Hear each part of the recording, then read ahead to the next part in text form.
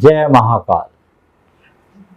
6 मुखी रुद्राक्ष क्या है इसकी महिमा और कैसे धारण करें और धारण करने से कौन कौन से लाभ होते हैं, आज के वीडियो में हम यही समझने का प्रयास करते हैं। अभी तक आपने चैनल को सब्सक्राइब नहीं किया तो सबसे पहले सब्सक्राइब कर लीजिए, क्योंकि सब्सक्राइब करने के बाद आपके पास अगली वीडियो की नोटिफिकेशन आ सके। अब बात कर लेते हैं 6 मुखी रुद्राक्ष की। क्या है 6 मुखी रुद्राक्ष और किसको समर्पित है? 6 मुखी रुद्राक्ष स्वयं कार्तिकेय का संकेत है। देवासुर संग्राम के सेनापति स्वामी कार्तिकेय को यह समर्पित है 6 मुखी रुद्राक्ष, क्योंकि 6 मुखी रुद्राक्ष की महिमा इसलिए है 6 कृतिकाओं ने उनको अपना पुत्र माना। 6 कृतिकाएं स्वयं 6 मुख बना लिए, 6 मुख हो गए उनके, इसीलिए स्वामी कार्तिकेय को समर्पित किया गया है। भगवान शिव के अक्ष उसमें से 6 मुखी का दाना जब बनता है तो समझ लीजिए कि वो स्वामी कार्तिकेय का ही संकेत माना गया है। स्वामी कार्तिकेय देवासुर संग्राम के सेनापति हैं। आप एजुकेशन में, आप किसी कंपटीशन में, किसी खेल में, किसी के द्वारा आप छल लिए गए हो, उसमें कहीं आपकी विजय ना हो रही हो, उस क्षेत्र में कभी आप धन उपार्जन करने में उतने सामर्थ्य नहीं हो, तब आपको कोई असाध्य रोग पीड़ित कर रहा हो, तब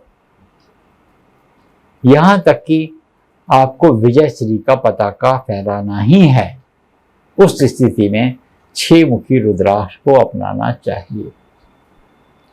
शुद्ध रुद्राक्ष मिल जाए, फल के सहित मिल जाए, उसके अंदर से 6 मुखी का दाना निकल जाए, तो समझ लीजिए इसको धारण करने वाला व्यक्ति कभी हारता नहीं। वो किसी भी क्षेत्र में, किसी भी समय वो हारने की स्थिति में नहीं आएगा। ऐसा शिव पुराण में लिखा है।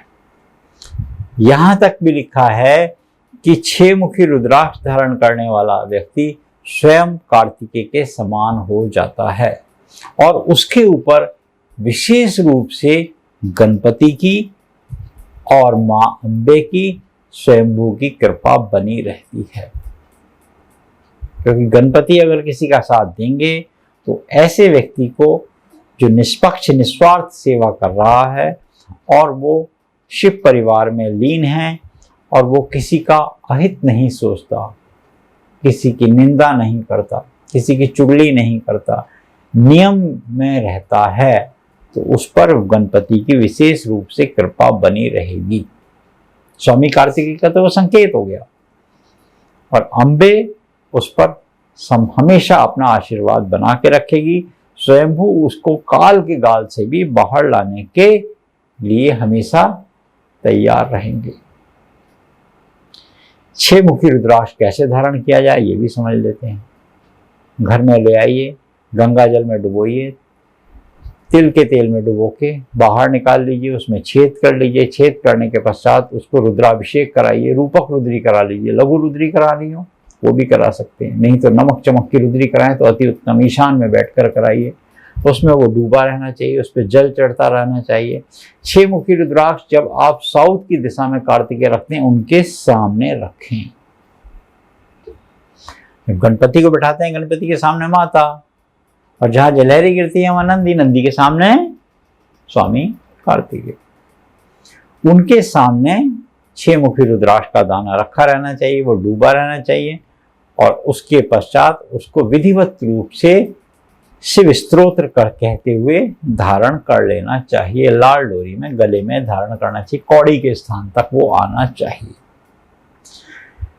एक बात ध्यान रखना चाहिए, जब रुद्राक्ष धारण करें किसी की चुगली नहीं करनी, किसी की निंदा नहीं करनी, किसी से द्वेष नहीं रखना, किसी से ईर्ष्या नहीं रखनी, किसी के प्रति आपने अपशब्दों का इस्तेमाल नहीं करना। तब तो इस रुद्राक्ष को धारण करने का फायदा मिलेगा आपको, अन्यथा आपको उतना लाभ प्राप्त नहीं होगा। ये शिव परिवार की एक कृपा ही समझें कि आप इसको अगर उत्तराधिकारी बनते हैं, आपको कहीं से 6 मुखी रुद्राक्ष शुद्ध धारण करने को मिल जाता है, तो आप इन चीजों के स्वामी बन सकते हैं। आप कहीं पे भी पराजय का सामना नहीं करेंगे। हर क्षेत्र में आपकी विजय होगी, चाहे वो बच्चा हो, चाहे वो पढ़ता हो, चाहे वो बड़े स्कूल में हो, चाहे वो जॉब करता हो, या वो वृद्ध व्यक्ति भी हो। अकाल के गाल में नहीं जाएगा। सूतक पातक के समय इसको भगवान शिव के स्थान पर मंदिर में रख के जाएं, सुरक्षित स्थान पर रख के जाएं, और पुनः इसको गंगा जल से धोने के पश्चात धारण कर लें।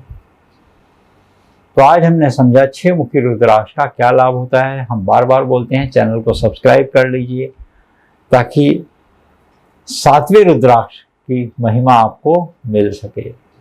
जय महाकाल।